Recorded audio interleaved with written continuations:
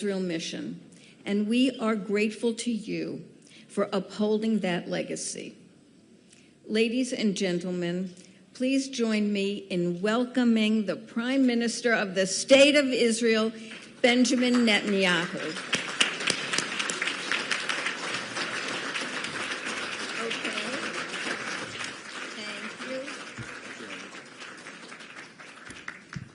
Thank you. Thank you, Harriet, and thank you all. I can't say, I can say, William Daroff and Malcolm Hoenlein and Betsy, that you probably know, you've been around parts of the 50 years of the Conference of Presidents. I think that I've addressed it 18 times in 18 of your annual conferences. So, and we've had obviously a very close bond before that during my diplomatic years of diplomatic service in the United States. So I have many friends here, long-standing friends. I appreciate the friendship, not only the personal one, but obviously the commitment to Israel and to the Jewish people.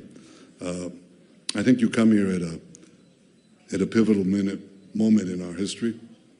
I've just come back from a historic visit to Washington with President Trump. I can categorically say that I don't think there was any more consequential meeting of a prime minister and a president than this meeting, because we are reshaping the Middle East. We've reshaped it in the year that followed the horrible massacre that we experienced in October 7th. It was seen that Israel was on the ropes, we wouldn't recover, that the plan to destroy Israel, to encircle it, choke it, and kill it was progressing, but within a year and some months, the courage of our soldiers, the stalwart position of our people, and the decisions that we made turned things around. We decimated much of Hamas. We haven't finished the job. We will. Israel will destroy Hamas's military and government capabilities. Gaza will look differently. We also turned to the north after we destroyed the bulk of Hamas's military power. We turned to the north and decimated Hezbollah. I think they were surprised by a few things. We knocked out Nasrallah. We knocked out Def. We knocked out Sinwar. We knocked out their senior military commanders. And we created a new reality. Lebanon is now undergoing a change in the reality. The Syrian proxy of Iran, which formed the continuum from Iran to the Mediterranean, Iran, Iraq, Syria, Lebanon. The Assad regime collapsed. It collapsed because, not because Assad's army was unable to fight. He wasn't relying on them. He was relying on 15 to 20,000 Hezbollah fighters who were not available. There was no one to lead them because Nasrallah was gone. They themselves were mauled by us. So they couldn't save him. Iran wanted to send forces to save him from Iran. We stopped that. We didn't get any flowers from Damascus, I have to say, but it's okay, we can take it. But we changed the Middle East. We changed the Middle East. Now comes President Trump, and Secretary Rubio is a great friend of Israel as well. I've seen him over the years, and we had a great discussion today. And we talked about how do we complete the change in the Middle East. We have the greatest friend of Israel in the White House now. We see eye to eye on the main tasks that we have to accomplish. And we're in a position to change the Middle East and give Israel the kind of horizon, the kind of hope, the kind of security, and the kind of peace that would have been unimaginable, and in fact was unimaginable from the day of the founding of the State of Israel. We've had great victories in the past. The most important one was the Six-Day War. But the possibilities that loom today before us have never been before us before, have never been available to us as they are now. And we intend to pursue them to the full. We see eye to eye with the U.S. administration, President Trump and his administration, first of all, on accomplishing the immediate three goals that we have in Gaza. One is to achieve the release of all our hostages. The second, as I said, is to destroy Hamas. The third is to ensure that Gaza has a different future, that we don't just go back, same old, same old, same old.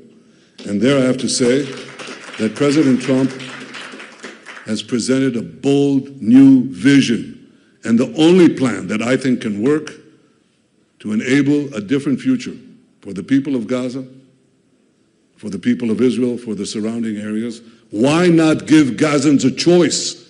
Everybody said this is the largest open-air prison in the world. Not because of us. We let people leave. In fact, if you want to know, over the last couple of years, 2 years, I think, 150,000 Gazans left. You know how they left? Because they bribed their way out, not to us. They bribed their way out. The rich could leave. But if other people wanted to leave, give them a choice. Not forcible eviction, not ethnic cleansing. In a war zone, people leave. We try to get the population to leave, to get them out of harm's way in Hamas with rifles, with gunfire, try to prevent them from leaving. So we moved them around so that they would get out of harm's way. But if people want to leave, if they want to emigrate, it's their choice. And I think President Trump's plan is right on the dot. It's the right plan. So that's Gaza. In Lebanon, we've established a ceasefire, as you know, after removing Hezbollah that had planned a ground invasion even worse than Hamas from terror tunnels and other infrastructure, underground infrastructure that they put right next to our border. We got rid of that. And we said to the Lebanese, now it's your job to make sure that Hezbollah is dismantled and certainly doesn't threaten Israel anymore. We welcome the ceasefire. We welcome President Aoun's presidency. And I hope that the Lebanese army, reconstituted, does the job. But if it doesn't, we will do the job. We have decided on a policy of continuous enforcement. We will not let those violations take place, and we will not let Israel or Israeli targets or Israeli soldiers, you can clap, by attacking us from Lebanon. That has ended. With Syria, we are committed to ensuring that once we've removed Syria as a threat to Israel, it doesn't become again a threat to Israel. For that important purpose, we also destroyed the remnants of the armaments, not the remnants, the bulk of the armaments of Assad's army. It's gone. You know where we took that, which leaf we took that from? Do you know? Well, there was a naval presence in the Mediterranean in World War II, in the Vichy regime. And Churchill was concerned that this naval presence would fall in the hands of the Nazi regime in Berlin. So he ordered the destruction of that French Navy. I think 1,200 soldiers, French soldiers, were lost, and it was a tragic thing. I don't know how many Syrian soldiers we killed. I think a handful, maybe. But we got rid of the armaments of the Assad regime. We will not allow Syria to be used again as a staging ground for attacks against Israel. Now, all this has been done to date, but of course there remains a principal problem. And that problem is the source of all these attacks against us, all this aggression against us. And that source is one country. It's Iran. It's not merely a country. Kissinger said Iran has to choose, is it a country or a cause? Well, it's definitely a cause, and it's a bad cause. It's a theological, well, it's a, I would say, a theological thuggery. I mean, they hold the people of Iran hostage. They deny them the basic facilities, the basic means of water. They have a huge water shortage. I once offered to give them Israeli technology. I put that on a video. I got millions of responses from Iran, millions. Of course, the Iranian government wouldn't think of it, wouldn't think of doing something really productive for their people. They spent tens of billions of dollars in Syria, on Lebanon, on Hamas, on the Houthis. We're dealing with them too. They did nothing for their people, And Iran's GDP has hardly grown. Ours has gone through the roof. Have you been to Tel Aviv recently? See the skyscrapers? The high-rise? You know how many we had in Tel Aviv about 25 years ago? You know how many? One? No, two. Actually, two. And that's changed. It's changed because we did something for this country. We embarked on a free market revolution that changed the economy of Israel, made it a powerhouse, basically a technological powerhouse in the world. Iran did nothing, nothing for their people. They hold them hostage, they shoot them, they torture them, they subjugate them. So Iran is not merely a threat to us, it's a threat to their people. But they are a threat to Israel, a threat to every country in the region, and a threat beyond our region because they're the greatest sponsor of terror in the world. The greatest threat that Iran poses is that this decrepit regime would achieve nuclear weapons. And we are committed, as President Trump has said many times, and as Secretary Rubio said today, we are committed that Iran never gets nuclear weapons. That is a common goal, and one that is important not only for the security of Israel and the security of America, but I think for the security of the world. So we have a big agenda before us, and I know that you support it. I think all these achievements that we've made so far would have been impossible without the extraordinary sacrifice and bravery of our soldiers, those who fell, and those who continue to fight. I quoted many times the line in the Bible that says, "They shall rise like lions." They have risen like lions. They fight like lions, and they will win like lions. We are seeking victory, nothing short of victory, and it's within our reach. There is another front that I'm sure you're familiar with, and that is the lawfare that is waged against us. It's waged in these forums like the ICC and the ICJ, the so-called International Court of Justice, the so-called International Criminal Court. It's absurd. It targets Israel just the way the UN General Assembly or the so-called Human Rights Commission of the UN, they have more resolutions against Israel in these bodies than the rest of the world combined. So they're completely politicized. They're absurd. People shouldn't take them seriously, but I take them seriously in the sense that they threaten the ability of any democracy to defend itself. I would say that the greatest threat against Israel is, of course, the Iran and its nuclear ambitions and the Iran axis that we've smashed. But we have to take care of this larger threat. But not an equal threat, but not far below down the list, is the ICC's effort to strangle the ability of our soldiers and our statesmen to defend the country.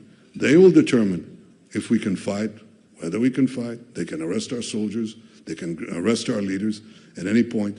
And this is as debilitating as many other things that are directed against us. We have to fight it. But it's not just directed against us. It's directed against the United States. It's directed against all the democracies. Because if you arrogate by an unelected body, you arrogate the right of a country to defend itself, you are hampering the right of self-defense, which is the most important right that a country can have. If you cannot defend yourself against enemies sworn to your destruction, then you're a sitting duck. Well, we're not sitting ducks. We will deal with the ICC, we'll deal with the ICJ, and we're doing that with American support. We're dealing with that with your support. Why aren't you applauding? Thank you. That's important. So for all these reasons, I think that these are important days for the Jewish state and the Jewish people. The Jewish people have come under, since the war began, under terrific anti-Semitic attacks. Those attacks typically escalate historically, as my father has taught me. They typically escalate historically in those moments when the Jews are perceived as weak. And they go down very quickly when the Jewish people is perceived as strong. We were perceived perhaps wrongly by our enemies as weak and as ready for the slaughter. But I think today everybody recognizes that Israel has never been as strong as it is now. The American-Israeli alliance has never been as strong as it is now, and the Jewish people have never been as strong as they are now. And that strength is based on our partnership. It's based on the resolve of our people.